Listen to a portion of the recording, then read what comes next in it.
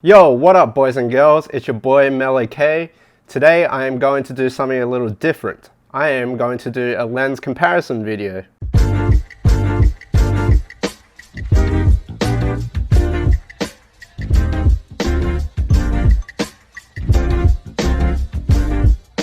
Before we get into it, I'd like to apologize that I am a bit sick, so that's why I'm sounding a bit muffled, and I'll do my best to raise my voice. In this video, I'll be comparing the new Sony 35mm f1.8 against the Sigma Art 35mm f1.4 and the Zeiss 35mm f1.4. I'll be looking at things such as sharpness, color rendition, focus speed, bokeh, price, and form factor.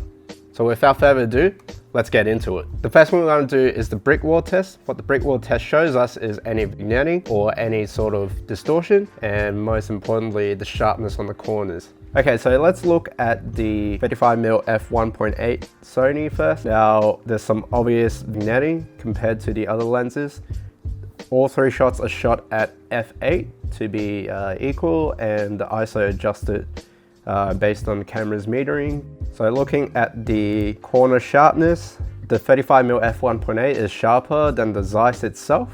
And when comparing the Sigma Art, I think the Sigma Art is sharper at f8. In terms of distortion, there's not a lot of difference between all three shots. I'm gonna say they're about the same. Now let's look at it at f1.8. The new Sony 35mm f1.8 is a clear winner, as it is very sharp on the corners at f1.8 when compared on the same aperture on the Sigma Art and the Zeiss. But there is obviously a lot of vignetting happening for the new Sony 35mm, which isn't really a problem because you can always correct it in post. It should be noted though, at the time of recording, Lightroom hasn't come up with a lens profile for it, so I couldn't correct it. Color rendition wise, you're just gonna have to take my word for it. I looked at all three images and honestly, I could not tell the difference. But if I had to choose one, I'd say the closest one to the actual colors in real life would be the Zeiss.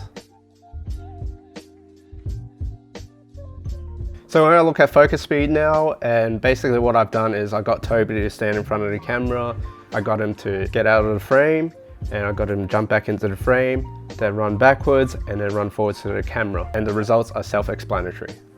So here is the Zeiss 35mm. It's quite snappy. Next is the Sony 35mm f1.8. Struggles to pick up the background, but it does get there eventually.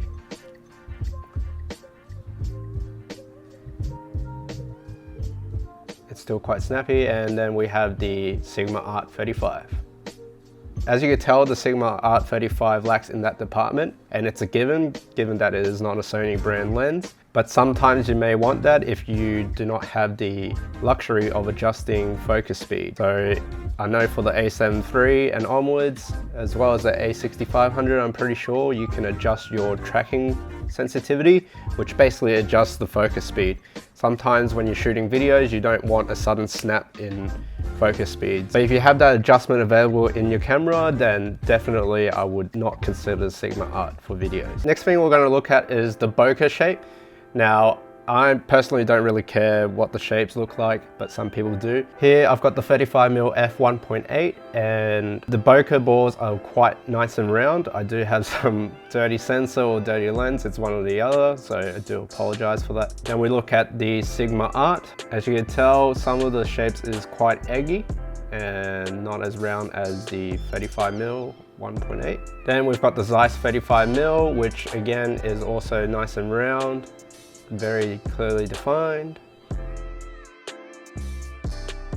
So I'm going to say in terms of bokeh shapes, it would either be the 35mm f1.8 or the Zeiss 35mm f1.4. Not that it's not, you know, some people might desire the egg shape more. To me, it really doesn't matter, so that's a personal preference sort of thing. Next, we're going to talk about price point. For the time being, I will be using the recommended retail price shown on their official website. Obviously, you could get it for cheaper, either through discount or through a different shop. So the Sony comes in at 1150 AUD, and the Sigma comes in at $1,100 AUD. And finally, the Zeiss comes in at a whopping $2,500 AUD. Oh, God damn! Damn! Finally, ergonomics. Now I had to borrow Toby's Sigma Art 35. So with me at the moment, I've only got the Zeiss 35mm and the Sony 35mm f1.8. As you can already tell, the difference in size is significant. And you have to take my word for it, or you could just check it out yourself.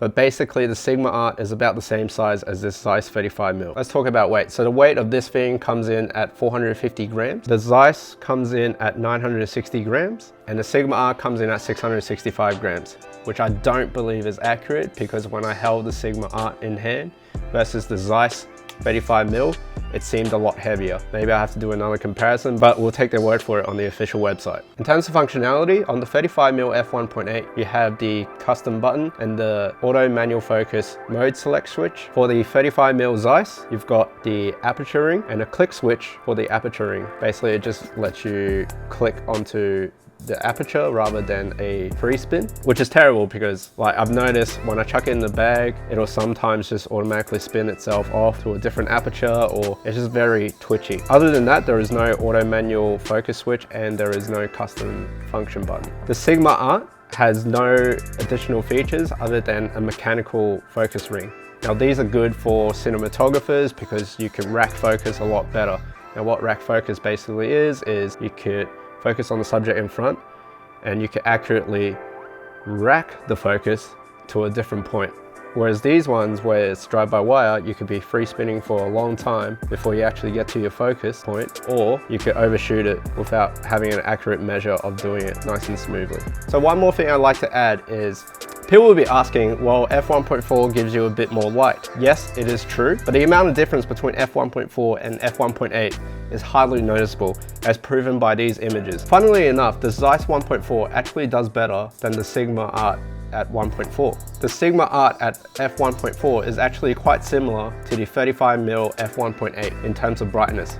So if I had to choose one lens out of the three, it would be the new Sony 35mm f1.8. It's about the same price as the Sigma Art 35mm. It's definitely a lot sharper than the other two lenses. It's lightweight and it's got more functionality. The focus speed isn't too far off from the Zeiss itself, and it fits in with the reason why we get a mirrorless camera, which is lightweight and small form factor.